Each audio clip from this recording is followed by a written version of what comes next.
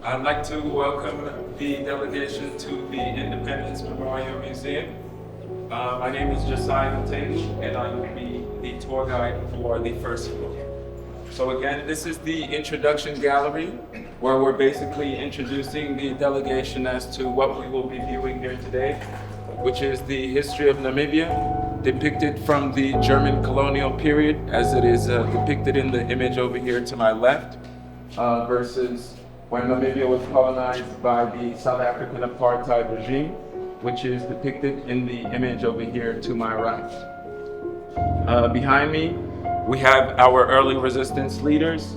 These are basically our different chiefs and kings and various captains of our ethnic groups here in Namibia, and also ranging from different parts of the country. Behind me here, we have Captain Andrew Fedboy, to Chief Samuel Manero, Chief Jose Akutako, King Manuel Fayo, and King Nehale. In the center over here, we have the founding father, Dr. Sam Nioma. And over here to my left, we have Captain Simon Cooper. To the left, we have Chieftains Miriam Kunini. At the bottom here, we have Jacob Marenga and Chief Ikumbu Yashilongo. The plant depicted here in the center is called the Welwitschia mirabilis. This is basically our national plant. Okay, so today we'll basically be viewing Namibia's history depicted in 3 floors. So the first floor is basically starting with the colonial repression. Second floor is starting with the liberation struggle. And the third floor is basically about the road to independence. So as we move along, if the delegation has any questions, please feel free to ask.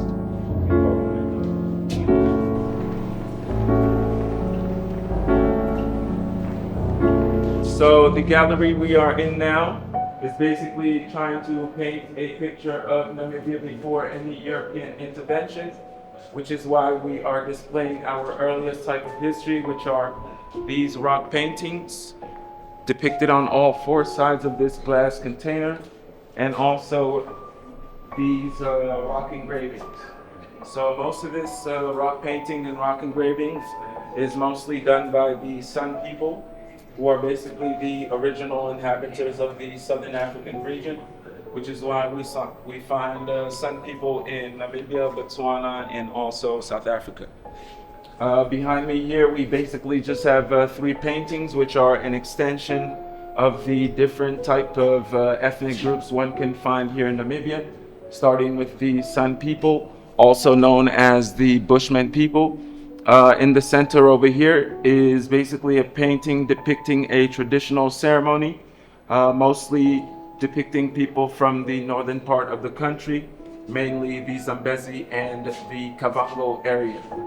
Lastly, over there, we have our Himba-speaking people, who basically still choose to wear their traditional attire and rather have a more distinct look from our other ethnic groups here in Namibia. And before we go into the next gallery, I'd like to pull the delegation's attention to the Scramble for Africa, which was basically when the European powers sat at the Berlin Conference, which was held in 1884, and decided which one of the European countries was going to get which African colony, which is how Germany ended up colonizing Namibia in 1881. Okay? But actually slave state from this area? Was it sort of an impact of slave trade, or? No, I don't think Namibia was necessarily part of this slave trade. But Okay, so you would know there was no influence of the slave trade? no, yeah. But we did have concentration camps, which were a form of slavery in a sense.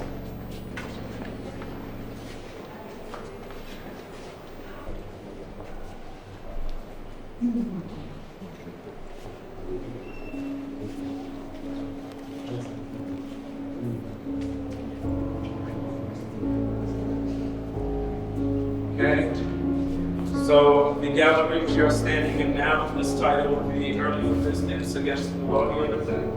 I would like to start with this image of here, which is basically the altar fest. This was basically the first building built here in Windhoek, and it's actually right next door to this museum. And in the vicinity of the Altfest, the German colonial era, there were basically concentration camps in this very area where this museum was actually built, where war prisoners which were captured after the war of 1904 to 1908 were basically placed in concentration camps and used as a labor force. As a result, many people basically died from these concentration camps. If I'm not mistaken, 80% of Herero-speaking people and 50% of Nama-speaking people were basically exterminated between 1904 to 1908. This is also actually a current event where Namibia is basically receiving skulls and human remains from different institutions in Germany. I think we've had roughly 3 waves where we've received different human remains and also different artifacts, such as the Hendrik Vetboy Bible and his wiki. Okay, so I will quickly let the delegation quickly have a look around, read some of these captions, and then we can head on to the next gallery.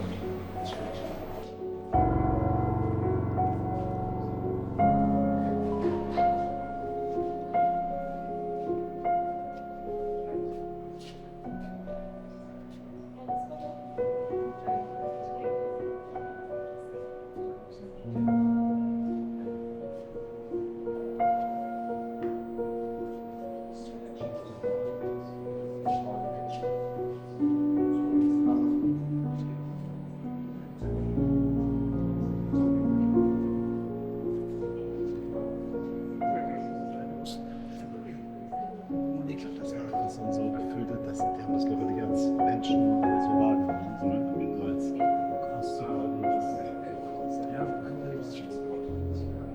schon erschreckend, oder so.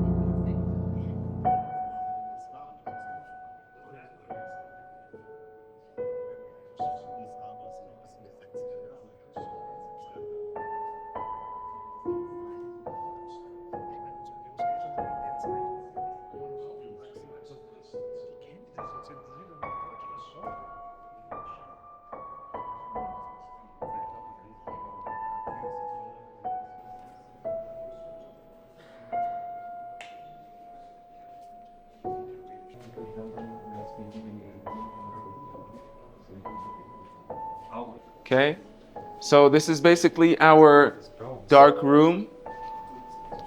It is basically to commemorate the people that died between 1904 to 1908.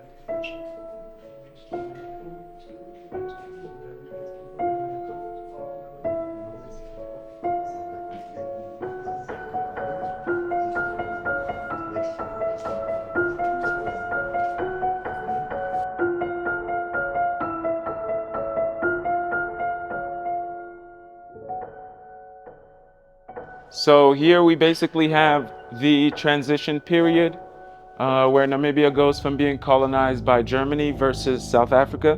So through the League of Nations, under the peace conferences or treaties such as the Versailles Treaty, It was basically decided that Germany would be stripped off of its colonies, including Namibia. So South Africa basically got the right to occupy Namibia as a sea mandate until Namibia could basically become economically independent. But obviously, South Africa was trying to make Namibia a fifth province. So everything the delegation will be viewing in the museum will now be under the South African apartheid regime. Okay. What happened during World War I when South Africa invaded or Here fought against Germany? in Namibia, yes, the English troops and the South African troops basically invaded the country and defeated the Germans here in Namibia. Yeah.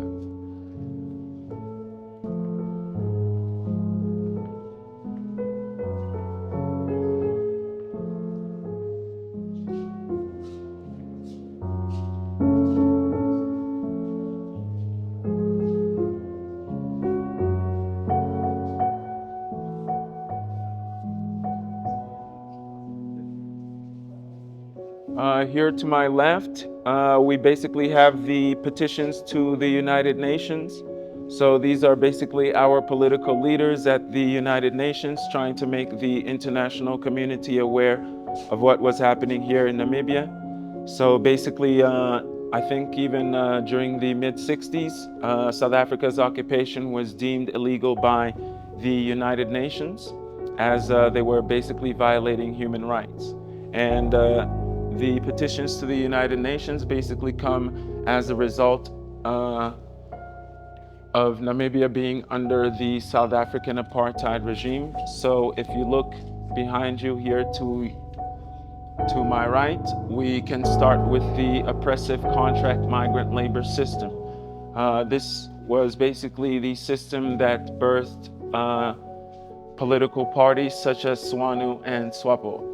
If we look at the image depicted here on the top left, this is basically how people used to be medically inspected in order for one to get work. So basically, due to your physique, is how one was basically assigned a certain type of job. So the bigger you were, they would send you to the mines. The smaller you were, they'd send you to the fish factories in Walfish Bay or to work on a farm. Behind me here, we have the economic exploitation, which took part during the German colonial era and also the South African apartheid era. And then lastly, over here, we have the racial discrimination, which was also practiced in South Africa and also implemented here in Namibia. Was it the same type of apartheid system as on the mainland of South Africa here? Yes, Was it the same definitely. apartheid Yeah, system? very, very similar. So yeah, since apartheid is basically the separation of all aspects of society, things such as schools, neighborhoods, hospitals, and even as far as public benches were definitely segregated. Okay, and then behind me here, we have basically the three main aspects that supported the liberation struggle, which was the role of the church, which was one of the first to actually send petitions to the United Nations, followed by the youth resistance, which were students that basically didn't want to be taught under the Bantustan education system, meaning they didn't want to be taught in Afrikaans. They would rather be taught in their mother language or in English.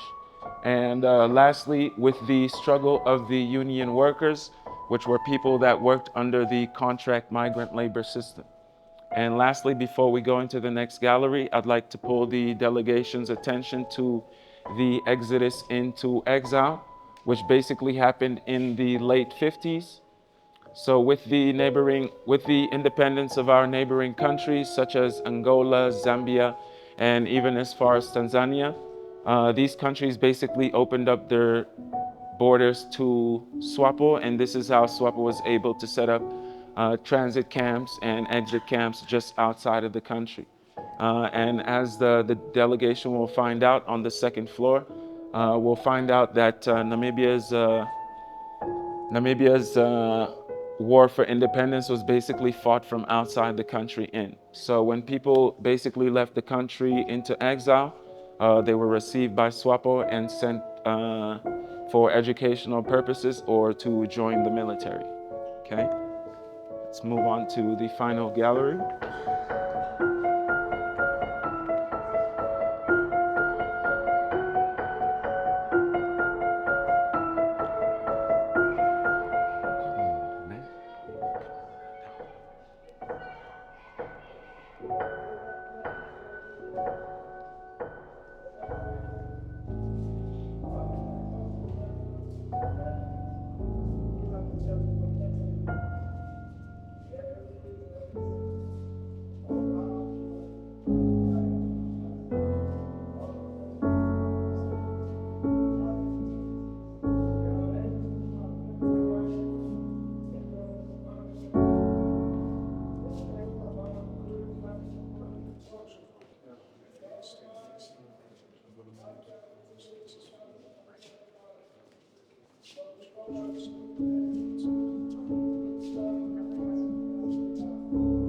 All right. In this gallery, we can start with the formation of SWAPO, which is directly behind you. So before SWAPO was called SWAPO, it was called OPO, standing for Ovambo People's Organization. So they changed the name to Southwest African People's Organization to make it an all-inclusive ideology, which is why SWAPO was basically seen as the sole representation of all Namibian people by the United Nations. So SWAPO had a diplomatic front, and also over here to my right, we have the military wing to SWAPO, which was called the People's Liberation Army of Namibia. Today, NDF. So on the second floor, the delegation will basically get to see plans, activities, and different tactics as to how the war was fought. And over here to my left, we have the attack on Onguluwambashe. This was basically the first encounter between the South African Defense Force and the People's Liberation Army of Namibia. So Onguluwambashe was basically a secret military camp of plan and was attacked by the South African Defense Force on August the 26th, 1966, which basically marks our National Heroes Day. To my left over there, we have political leaders who were basically captured after the attack on Onguluwambashe, taken to South Africa and basically jailed in Robben Island. We have an example of the Robben Island cell to the left. So I will let the delegation quickly have a look around, and then we can head upstairs to the second floor. The SWAPO was trained mostly abroad. Yes. In Zambia and Tanzania. Yeah, so? and different African countries Yes. as well. But then the attack was within Namibia. They had a Yes. base here already. Yeah, definitely. Mostly up north though, because Right. the South Africans were very heavily on the ground. So yeah, with things such as like work passes, people weren't allowed to be mobile too much. Yeah, this was done to minimize like political mobilization and things like that. Divide them. Yeah.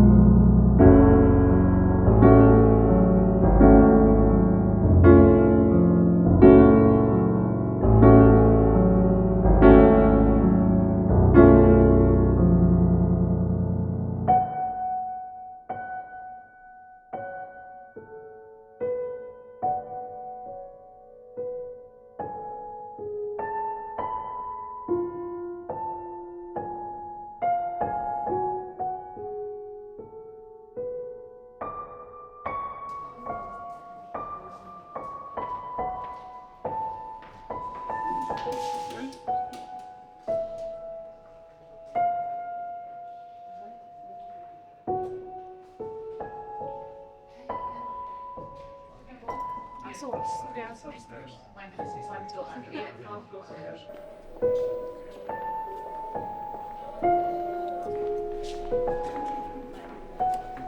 elevator.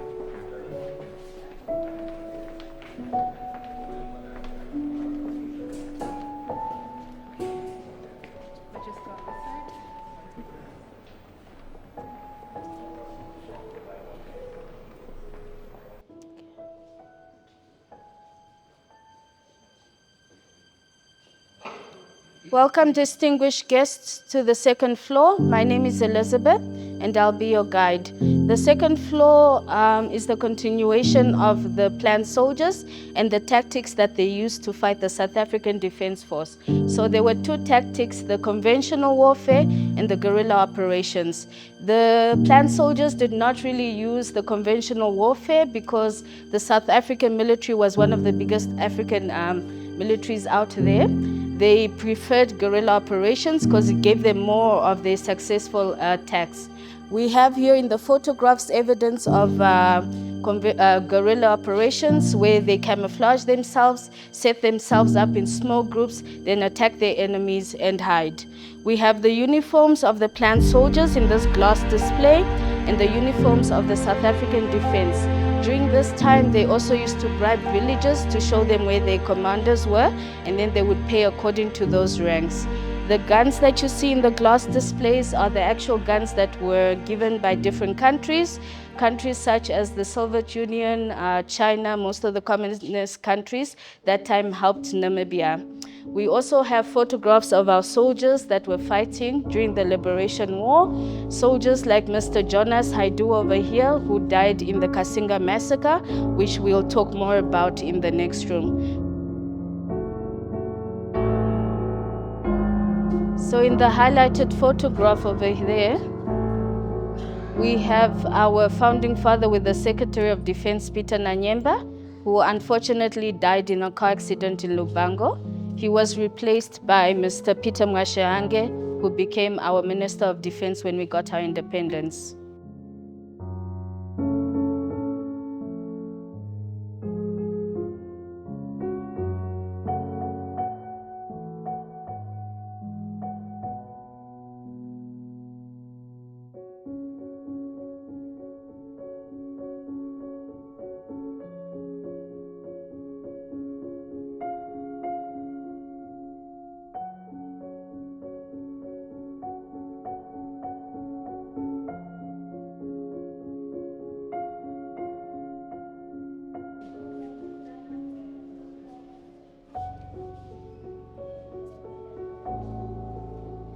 Here we are looking at the history about Kasinga massacre. This was a refugee camp in the southern parts of Angola, and there was about a total of 3,000 Namibian refugees that were hosted there. On the 4th of May, in the early morning hours, this refugee camp was attacked by the South African Defense, thinking that it was a military base camp for the planned soldiers. So the painting over here is showcasing during the attack, where a total of about 959 people were killed. So this day is a commemoration of a public holiday in Namibia, and we don't celebrate, but we commemorate the lives that were lost during this attack. So what was the pretext to attack? Because they said it's a plan. Yes, they thought it was a military base camp for the planned soldiers. What was the reason the South Africans attacked? They thought it was a military base. Military plan. Exactly. So the video there was taken 2 days after the attack, where they are just showcasing what happened to the Namibian people. And those ones that survived told us a brief story about the encounter with the attack. So the last part is just about the intensification of the armed struggle. And the last battle that was fought between the planned soldiers and the South Africans, known as the Battle of Quito Carnaval. So this battle took place around the year of 1987 to 1988. This was again in the southern parts of Angola, where the planned soldiers were assisted by the Cuban forces, and they fought against the South African defense. They were defeated in this battle, and this battle is the one that paved way to Namibia's independence. So it was after this battle that they started negotiating towards the independence of the country. The South Africans were defeated. Yes. And this is Fidel. Yes, this is Honorable Fidel Castro.